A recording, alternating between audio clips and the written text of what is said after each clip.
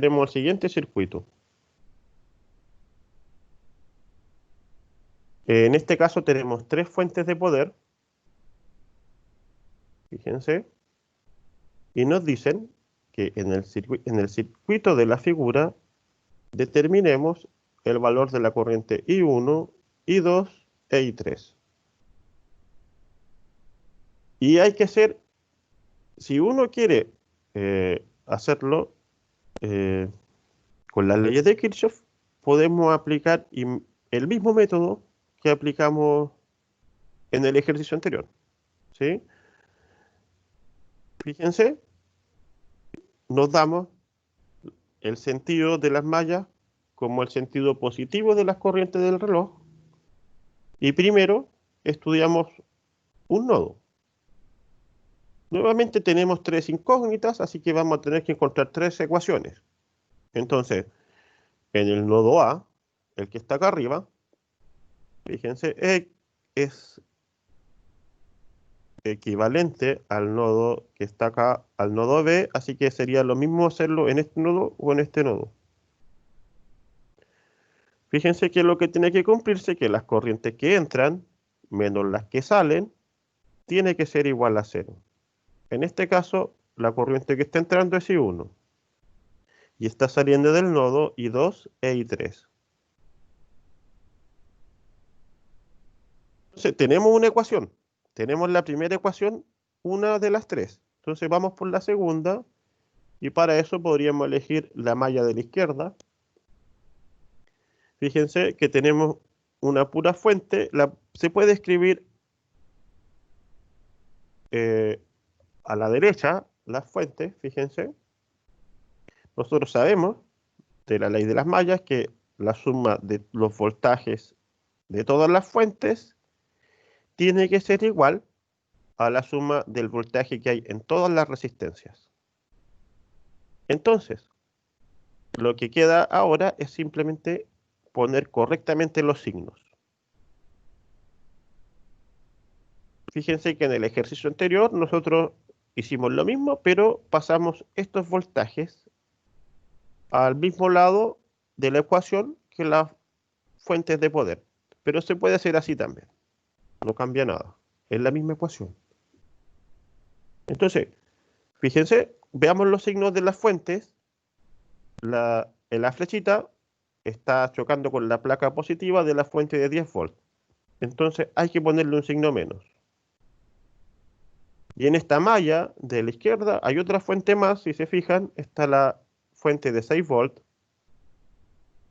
Y en este caso, la flechita de la circulación está chocando con la placa negativa. Entonces, se pone el signo más. Y se suma el valor de la fuente de 6 volts. Entonces tenemos una segunda ecuación. Y los voltajes que hay en cada una de las resistencias, fíjense, tenemos R1. ¿Qué voltaje hay en R1? Sería el voltaje que nos da la ley de Ohm. Y que nos dice que es el valor de la resistencia por la corriente. Y en este caso la corriente I1 tiene la misma dirección de la circulación, así que va con signo más. Y nos queda que 2 ohm por I1 es igual al voltaje de esta resistencia. Entonces hay que seguir sumando. Vamos buscando en la malla qué otra resistencia viene. Fíjense, viene la resistencia 4, que es de 3 ohm. En este caso, el voltaje, fíjense cómo nos va a quedar 3 ohm por I2, que sería este término del medio. Y como es la malla de la izquierda, nos fijamos en la circulación y la dirección de I2 para esta malla es la misma de la circulación, entonces va con signo positivo. Seguimos en el trazado de la malla y llegamos a que tenemos R3 en el camino y hay que agregarlo a la suma de voltajes. Entonces, fíjense, nos queda que el voltaje que hay en R3 es igual a 4 ohm por, en este caso, I1.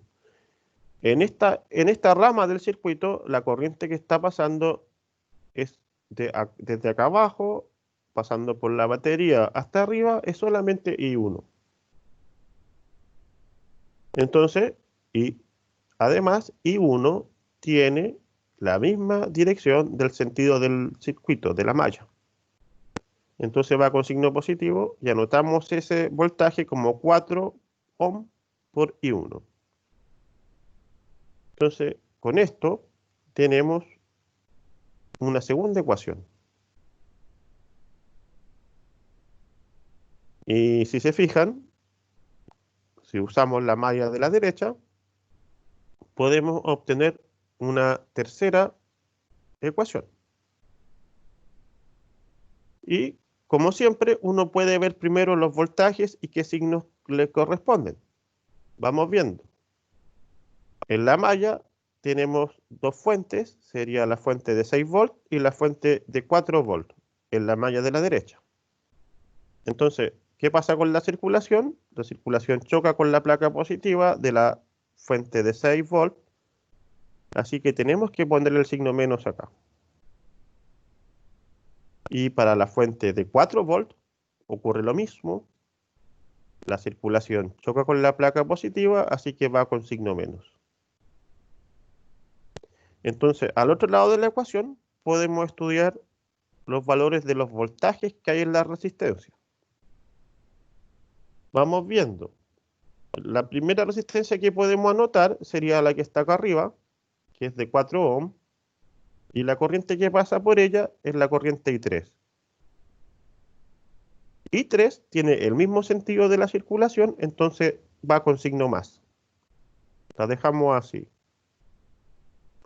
Luego, si uno sigue por el trazado de la malla, llegamos a R5. Y R5 es de 2 ohm, y por ella está pasando I3 también. E I3 tiene la misma dirección que la malla, que el sentido de circulación de la malla, entonces va con signo positivo. Sigamos en el trazado y que nos encontramos con una última resistencia que es R4. Y por R4 nosotros decimos que está pasando I2. Entonces, fíjense, I2 tiene el signo contrario al de la circulación. Entonces, ahí tenemos que poner un signo menos asociado a I2. Y si se fijan, tenemos una tercera ecuación. Y con 3 ecuaciones y 3 incógnitas, podemos resolver el sistema de ecuaciones y encontrar 3 soluciones. Una para I1, una para I2 y otra para I3. Entonces, se hace un poco de álgebra. Nuevamente, uno puede despejar, fíjense acá, uno puede despejar I2 en términos de I1 y reemplazar acá arriba. O mejor dicho, I1 en términos de I2, para encontrar I2 primero. Y así, en la ecuación de abajo, también hacemos lo mismo, despejamos I3 en términos de I2 y reemplazamos arriba, en la primera ecuación. De ahí se despeja I2. Luego de hacer esa álgebra, encontramos que I2 es 0.5 amperes. Con ese resultado, vamos a la segunda ecuación, reemplazamos el valor de I2 y encontramos I1. También vamos a la tercera ecuación, se reemplaza I2 y encontramos I3. Entonces, fíjense, I3 es menos 1.42 amperes y I1 es igual a menos 0.92 amperes.